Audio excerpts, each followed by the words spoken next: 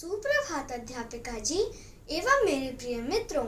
मैं आदित्य द्विवेदी कक्षा 5 convent of रानी झांसी की छात्रा हूँ।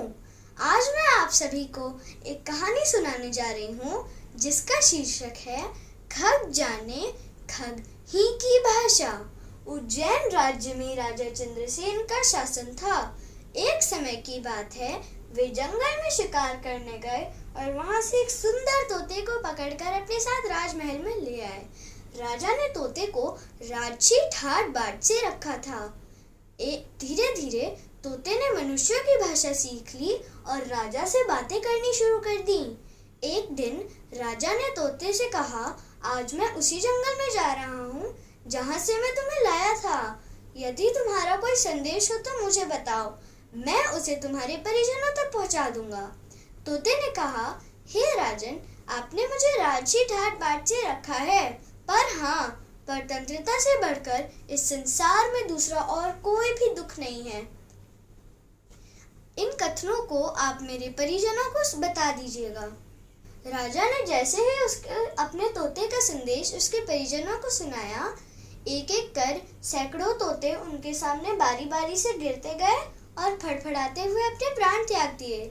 राजा ऐसा दृश्य देखकर सन्न रह गए और भारी मन से राजमहल की ओर वापस लौट गए।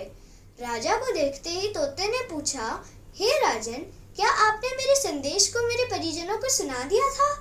राजा ने कहा, हे मित्र, मैंने जैसे ही तुम्हारे संदेश को तुम्हारे परिजनों को सुनाया, वे सभी एक एक कर गिर गए और अपने प्राण त्याग दिए।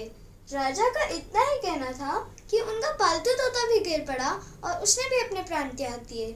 अगले दिन प्रातः राजसी सम्मान के साथ तोते को लाल रेशमी कपड़े में लपेट कर रखा गया। कुछ सेवकों ने उसे उठाया और अंत्येष्टि स्थल की ओर चल पड़े। सभी लोग अंत्येष्टि स्थल तक पहुंचने ही वाले थे कि शैया के ऊपर हलचल दिखी। इससे पहले कि लोग कुछ समझ पाते, तोता जोर से फड़फड़ाया और फुर से जाकर एक वृक्ष की सबसे ऊंची डाली पर जा बैठा।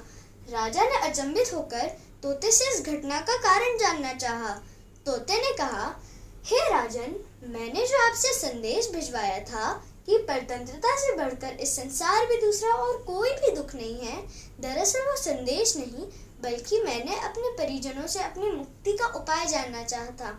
मेरे परिजनों ने अपने प्राण नहीं त्यागे, उन्होंने तो मुझे मेरी मुक्ति का उपाय बताया कि ऐसा करने से तुम भी मुक्त हो पाओगे।